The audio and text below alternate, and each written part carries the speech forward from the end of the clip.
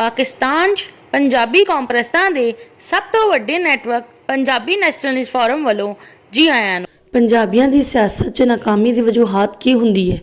ਦੁਨੀਆ ਦੀ 8 ਅਰਬ ਦੀ ਆਬਾਦੀ 'ਚ ਕਿਸੇ ਵੀ ਸ਼ਖਸ ਦੀ ਮਾਲੂਮਾਤ ਮੁਕੰਮਲ ਨਹੀਂ ਹੁੰਦੀ, ਬਲਕਿ ਹਕੂਮਤੀ ਇਦਾਰਿਆਂ ਤੱਕ ਦੀ ਮਾਲੂਮਾਤ ਬਹੁਤ ਮਹਿਦੂਦ ਹੁੰਦੀ ਹੈ।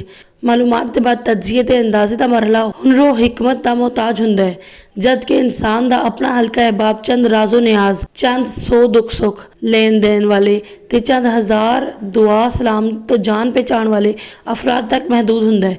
ਇਸ ਲਈ ਅਰਬਾਂ ਲੋਕਾਂ ਦੀ ਖਵਾਹਿਸ਼ਾਂ ਤੇ ਮਨਸੂਬਿਆਂ 'ਚ ਤੇ ਕੋਸ਼ਿਸ਼ਾਂ ਤੇ ਕਾਵਿਸ਼ਾਂ 'ਚ ਇਨਸਾਨ ਲਾਇਲਮ ਰਹਿੰਦਾ ਹੈ।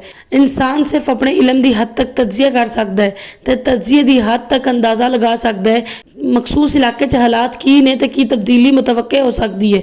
ਆਮ ਤੌਰ 'ਤੇ ਕਿਸੇ ਵੀ ਇਲਾਕੇ 'ਚ ਸਿਆਸੀ ਸ਼ਊਰ ਰੱਖਣ ਵਾਲੇ ਅਫਰਾਦ ਦਾ ਤਨਾਸਬ ਬੈਨ ਅਲ-ਅਕਵਾਮੀ ਸਤਹ ਦਾ ਸਿਆਸੀ ਸ਼ਊਰ ਰੱਖਣ ਵਾਲੇ 1 ਕਰੋੜ 'ਚ ਇੱਕ ਹੁੰਦਾ ਹੈ। ਕੌਮੀ ਸਤਹ ਦਾ ਸਿਆਸੀ ਸ਼ਊਰ ਰੱਖਣ ਵਾਲਾ 50 ਲੱਖ 'ਚੋਂ ਇੱਕ ਹੁੰਦਾ ਹੈ। ਸੂਬਾਈ ਸਤਹ ਦਾ ਸਿਆਸੀ ਸ਼ਊਰ ਰੱਖਣ ਵਾਲਾ 10 ਲੱਖ 'ਚੋਂ ਇੱਕ ਹੁੰਦਾ ਹੈ।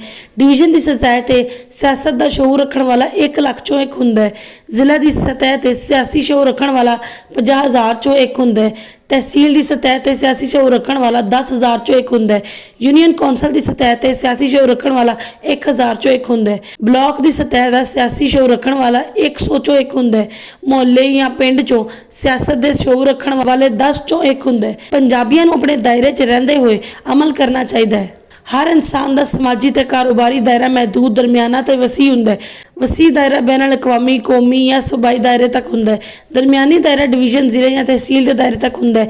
ਮਹਿਦੂਦ ਦਾਇਰਾ ਯੂਨੀਅਨ ਕੌਂਸਲ, ਬਲਾਕ, ਜ਼ਿਲ੍ਹੇ ਜਾਂ ਮਹੱਲੇ ਪਿੰਡ ਦੇ ਦਾਇਰੇ ਤੱਕ ਹੁੰਦਾ ਹੈ। ਪਾਕਿਸਤਾਨ 'ਚ ਪੰਜਾਬੀਆਂ ਦੀ ਆਬਾਦੀ 12 ਕਰੋੜ ਹੈ।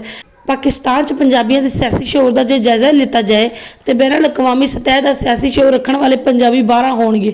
ਕੌਮੀ ਸਤਹ ਦਾ ਸਿਆਸੀ ਸ਼ਊਰ ਰੱਖਣ ਵਾਲੇ ਪੰਜਾਬੀ 24 ਹੋਣਗੇ। ਸੂਬਾਈ ਸਤਹ ਦਾ ਸਿਆਸੀ ਸ਼ਊਰ ਰੱਖਣ ਵਾਲੇ ਪੰਜਾਬੀ 120 ਹੋਣਗੇ। ਡਿਵੀਜ਼ਨ ਦੀ ਸਤਹ ਤੇ ਸਿਆਸੀ ਸ਼ਊਰ ਰੱਖਣ ਵਾਲੇ ਪੰਜਾਬੀ 1,200 ਹੋਣਗੇ। ਜ਼ਿਲ੍ਹਾ ਦੀ ਸਤਹ ਤੇ ਸਿਆਸੀ ਸ਼ਊਰ ਰੱਖਣ ਵਾਲੇ ਪੰਜਾਬੀ 2,400 ਹੋਣਗੇ। ਤਹਿਸੀਲ ਦੀ ਸਤਹ ਦਾ ਸਿਆਸੀ ਸ਼ਊਰ ਰੱਖਣ ਵਾਲੇ ਪੰਜਾਬੀ 12,000 ਹੋਣਗੇ। ਯੂਨੀਅਨ ਕੌਂਸਲ ਦੀ ਸਤਹ ਦਾ ਸਿਆਸੀ ਸ਼ਊਰ ਰੱਖਣ ਵਾਲੇ ਪੰਜਾਬੀ 1,20,000 ਹੋਣਗੇ। ਬਲਾਕ ਦੀ ਸਤਹ ਤੇ ਸਿਆਸੀ ਸ਼ਊਰ ਰੱਖਣ ਵਾਲੇ ਪੰਜਾਬੀ 12 ਲੱਖ ਹੋਣਗੇ।